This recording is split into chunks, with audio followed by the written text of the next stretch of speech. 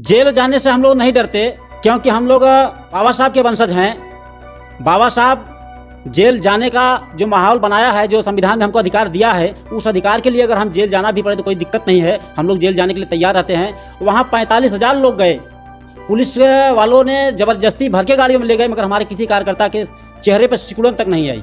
बिल्कुल Kushwaha sir jail जाने से बिल्कुल नहीं डरते। और स्टार्टिंग में हम जब यहाँ पे पहुँचे तो उन्होंने सर ने बताया कि अपने मिसेज और अपने बेटे के साथ जेल भरो आंदोलन किए थे। ये ओबीसी की जागृति आपको देखने को मिल सकती है। तो क्या जो बहुजन क्रांति मोर्चा और भारत मुक्ति मोर्चा के चीफ हैं, उनको पुलिस प्रशासन के द्वारा डिटेन कर लिया गया था, और जो देश भर के कार्यकर्ता गए थे उनको भी प्राइवेट गाड़ियों में भर भर के ले जाया जा रहा था। क्या कारण है? सरकारी गाड़ियों में जगह नहीं थी या उनके पास साधन संसाधन उपलब्ध नहीं थे?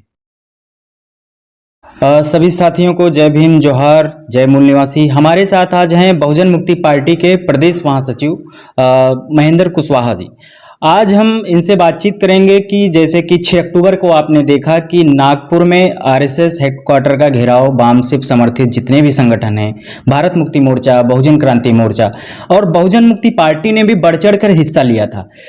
तो सर ने भी उस आंदोलन में हिस्सा लिया था। तो आज हम सर से जानना चाहेंगे कि सर वहाँ जब आप गए तो क्या स्थिति थी आरएसएस हेडक्वार्टर को घेरने के लिए? आप अपना अनुभव हमें बता सकते हैं। हम लोग जब वहाँ गए तो बहुत बड़े पैमाने पे वहाँ प्लान बना हुआ था। आरएसएस के हेडक्वार्टर पे मोर्चा ले जाने का ऐलान आदरणीय वामन मेश्राम साहब का जो कार्यक्रम रोहतक जिले के में रोका गया था डीएनए कॉन्फ्रेंस को लेके, उसी में उन्होंने ऐलान किया था कि जो हमारा मौलिक अधिकार है आर्टिकल 19, वो फंडामेंटल राइट है और उसको किसी को ख़त्म करने का अधिकार नहीं है। मगर बीजेपी की सरकार आरएसएस के कहने पे वो ख़त्म किया था। तो उसी समय प्लान बना था कि उसको हम मोर्चा लेके जाएंगे और उनको अपनी ताकत बताएंगे। तो इसके लिए वहाँ ले जाया गया मोर्चा। अच्छा, ये विचार कैसे आया कि आरएसएस हेडक्वार्टर का ही घेराव किया जाए? बहुत सारे लोगों का सवाल रहा, देखने को मिला कि ये संगठन के लोग आरएसएस हेडक्वार्टर का घेराव कर रहे हैं, जबकि सांसद का घेराव करना चाहिए, सचिवालय का घेराव करना चाहिए, विधानसभा का घेराव करना चाहिए। तो आरएसएस हेडक्वार्टर का घेराव क्यों आप लोगों ने किया? आरएसएस का घेराव करने का जो प्लान आया वो ये आया कि हम आपको उदाहरण के तौर बताते हैं। जो गांव देहात में एक उदाहरण दिया जाता है कि जब बच्चे आपस में खेलते हैं और लड़ाई कर लेते हैं, तो जब बच्चे लड़ाई करते हैं तो जो बच्चा मजबूत रहता है, जब कमज़ोर बच्चे को पीटता है तो कमज़ोर बच्चा रोते रोते घर आता है। तो जब घर आता है तो उसके बाप दादा जो बच्चा पीटे रहता है उसके घर पर वो रहना लेके जाते थे कि अपने बच्चे को समझा लो, और नहीं तो हम भी पीटेंगे, हमारे बच्चे आपको पीटेंगे तो दिक्कत होगा। तो भारत में वही चल रहा है। भारत में तथाकथित आज़ादी के 75 साल बाद जो समस्याएं क्रिएट हुई हैं, जो समस्याएं पैदा की गई हैं, ये कांग्रेस और बीजेपी के द्वारा पैदा किया गया। तो ये पता लगा कांग्रेस बीजेपी का मालिक कौन है? तो कांग्रेस और बीजेपी का मालिक जो है वो है मोहन भागवत और आरएसएस है। आरएसएस का हेडक्वार्टर नागपुर में है। तो हुआ पहले हेडक्वार्टर को सूचना दिया जाए कि आपके जो बच्चे हैं ये संविधान के द्रोह में काम कर रहे हैं। यह देश व्यक्ति से नहीं चलता है, देश संविधान से चलता है। तो संविधान के विरोध में काम कर रहे हैं, संविधान द्रोह का काम कर रहे हैं, तो इसको उनको सूचना पहले दिया गया। इसलिए हम लोग वहाँ गए। सांसद विधायक में जाने से कोई मतलब नहीं है। आरएसएस हेडक्वार्टर हम लोगों ने उनको सूचना दिया है कि अगर आप अपने बच्चों को नहीं रोकते हो तो आगे जो होगा आगे हम लोग देखा जाएगा। इसके लिए हम लोग वहाँ जाने का प्लान बनाए। अच्छा, सोशल मीडिया पे भी देखने को मिला कि जो बहुजन क्रांति मोर्चा और भारत मुक्ति मोर्चा के चीफ हैं, उनको पुलिस प्रशासन के द्वारा डिटेन कर लिया गया था, और जो देश भर के कार्यकर्ता गए थे उनको भी प्राइवेट गाड़ियों में भर भर के ले जाया जा रहा था। क्या कारण है? सरकारी गाड़ियों में जगह नहीं थी या उनके पास साधन संसाधन उपलब्ध नहीं थे? जो भारत मुक्ति मोर्चा के राष्ट्रीय अध्यक्ष आदरणीय वामन मेश्राम साहब हैं, 8:30 बजे नागपुर की पुलिस ने बिना सूचना के उठा ले गई संविधान के विरोध में जाके। तो जब उठा ले गई तो सभी कार्यकर्ताओं को पता लगा, कार्यकर्ताओं की तैयारी तो पहले से ही थी, कार्यकर्ताओं को पता लगा कि जो हमारा कार्यक्रम बेजनबाग में था वहाँ पुलिस की छावनी हो गई है, वहाँ जाने नहीं दे रहे हैं पुलिस वाले।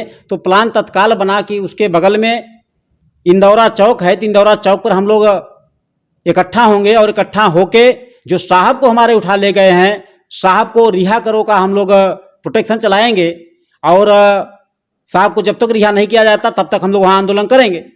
तो लेकिन जब हम लोग आंदोलन करना शुरू किए तो पुलिस वालों ने उस आंदोलन को विफल करने का प्लान बनाए थे। तो प्लान बना के वो अपना गाड़ी में ले जा रहे थे, लेकिन हमारे लोग इतना थे कि उनके सरकारी गाड़ियों में आ नहीं पा रहे थे, वो लोग आके ले जाते थे, फिर भीड़ हमारी बढ़ जाती थी। तो इस तरह से प्राइवेट गाड़ियों का सहारा उनको लेना पड़ा। प्राइवेट गाड़ियां भी हमारे लोगों को ले जा नहीं पाई। पुलिस वालों को जो आंकड़ा आया वो आंकड़ा यह है कि 45,000 लोगों को उन लोगों ने डिटेन कर पाए, बाकी और लोगों को नहीं ले जा पाए। तो बहुत बड़ा हुजूम रहा। ये भारत मुक्ति मोर्चा, बहुजन क्रांति मोर्चा जो पूरे भारत से लोगों को आह्वान किया गया था, सभी हमारे कार्यकर्ता जो हैं वो कैडराइज कार्यकर्ता है, संविधान को मानने वाले हैं, संविधान के वंशज हम लोग हैं, तो संविधान के दायरे में रह के हम लोग काम करने वाले लोग हैं। इसके लिए हम लोगों ने उसको सफल कर पाया। अच्छा, और देखने को मिलता है बाम सेफ हो या भारत मुक्ति मोर्चा हो या बहुजन मुक्ति पार्टी हो, जितने भी संगठन हैं उनके कार्यक्रमों में डिसिप्लिन इतना रहता है कि कहीं कोई चूं तक नहीं होता है। ऐसा हमने भी देखा है। इतना बड़ा जनसैलाब नागपुर में था 6 अक्टूबर को, आरएसएस हेडक्वार्टर को घेरने का मामला था, लेकिन थोड़ा भी चूं तक नहीं हुआ। कोई भी ऐसे अराजक तत्वों द्वारा बहुत सारे हथकंडे भी अपनाए गए थे, जैसे कि आपने नागपुर में कानपुर में भी देखा कि कैसे वहाँ पे अधिवेशन रोकने का प्रयास किया गया, लेकिन आज तक कभी ऐसी कोई खबर नहीं है। क्या कारण है कि इतना डिसिप्लिन से आप लोग कार्यक्रम को सफल करने का प्रयास करते हैं? भारत मुक्ति मोर्चा जो भारत में आज़ादी का आंदोलन चला रहा है, तो आज़ादी का आंदोलन तभी सफल होगा जब हम लोग डिसिप्लिन में रहेंगे। और महापुरुषों ने बताया कि जो अनुशासन में रहता है वही शासक होता है, वही शासक बनता है। तो बहुजन मुक्ति पार्टी के लोग भी आने वाले समय में भारत का हुक्मरान बनेंगे और इसके लिए भारत मुक्ति मोर्चा का, बहुजन क्रांति मोर्चा का समर्थन कर रहे हैं, आंदोलन में सहभाग कर रहे हैं। जो कैडर होता है, कैडर में अनुशासन सिखाया जाता है। अनुशासन में रह के ही काम किया जा सकता है। अगर अनुशासन में नहीं रहेंगे तो आप उद्देश्य को पूर्ति नहीं कर पाएंगे। भारतीय संविधान को हम लोग मानने वाले लोग हैं, भारतीय संविधान निर्माता के वंशज हम लोग हैं, इसलिए हम लोग अनुशासन में रह के काम करना चाहते हैं और अनुशासन में रह के ही हम लोग काम करेंगे। एक भ्रांति और सर देखने को मिलती है। भ्रांति क्या, लोगों का सवाल ही रहता है कि ओबीसी समाज वर्ग जो है अभी सो रहा है, जैसे कि आप कुशवाहा हैं, सर भी कुशवाहा हैं, और ये प्रयागराज में हम आज उपस्थित हैं। तो देखने को ये मिलता है कि इलाहाबाद या प्रयागराज जो भी कहिए, यहाँ ओबीसी वर्ग बड़े पैमाने पर वामन मिश्राम के आंदोलन से जुड़ रहा है, भारत मुक्ति मोर्चा से जुड़ रहा है। जैसे कि बहुजन मुक्ति पार्टी बाम सेफ को समर्थन करती है, उनके मुद्दे को समर्थन करती है। तो इलाहाबाद में ओबीसी की क्या स्थिति है? इलाहाबाद में ओबीसी बड़े पैमाने पे जाग चुका है। इलाहाबाद में एक ओबीसी का संगठन चलता है, राष्ट्रीय पिछड़ा वर्ग मोर्चा, जिसके राष्ट्रीय अध्यक्ष चौधरी विकास पटेल साहब हैं। तो इलाहाबाद में राष्ट्रीय पिछड़ा वर्ग मोर्चा का जिला की यूनिट बनी है, जिसमें 25 लोग हैं उसमें। तो बड़े पैमाने पर उत्तर प्रदेश के इलाहाबाद ज़िले में ओबीसी के लोग जागृत हो रहे हैं। इसमें सबसे ज़्यादा कुशवाहा मौर्य लोग हैं, उसके बाद पटेल लोग हैं, यादव लोग हैं, बिंद लोग हैं, निषाद लोग हैं, मल्लाह लोग हैं। तो ओबीसी में जो 3743 जातियां हैं, सभी जातियां अब जागृत हो रही हैं, क्योंकि ओबीसी को कोई भी हक अधिकार नहीं मिला। आज़ाद भारत में सबसे ज़्यादा सत्यानाश हुआ तो ओबीसी का हुआ है। अब ओबीसी के लोग धीरे धीरे जाग रहे हैं अपने हक अधिकार को लेके। सरकार उनका हक अधिकार जितना खत्म कर रही है वो उतना वो जाग रहे हैं। तो बहुत बड़े पैमाने पर इलाहाबाद में ओबीसी के लोग जाग रहे हैं। हम लोग जगाने का काम कर रहे हैं उनको, और वो जागने का प्रयास भी कर रहे हैं। जैसे कि आपने अभी शुरुआत में बताया कि नागपुर में बहुत सारे लोगों को जेल में डालने का काम किया गया, और बहुत सारे कार्यक्रमों में भी जब रोकने का प्रयास किया जाता है तो लोगों को जेल में डालने का काम किया जाता है। तो क्या आप जेल जाने से नहीं डरते हैं क्या? क्योंकि देखा है कि आप लोग जेल भरो आंदोलन करते हैं हर बात पर। जेल जाने से हम लोग नहीं डरते, क्योंकि हम लोग बाबा साहब के वंशज हैं। बाबा साहब जेल जाने का जो माहौल बनाया है, जो संविधान में हमको अधिकार दिया है, उस अधिकार के लिए अगर हम जेल जाना भी पड़े तो कोई दिक्कत नहीं है। हम लोग जेल जाने के लिए तैयार रहते हैं। वहाँ 45,000 लोग गए, पुलिस वालों ने ज़बरदस्ती भर के गाड़ियों में ले गए, मगर हमारे किसी कार्यकर्ता के चेहरे पर सिकुड़न तक नहीं आई। तो हम लोग बार बार जेल भरो आंदोलन करते हैं, इसलिए जेल जाते आते हम लोगों को आभास हो गया है।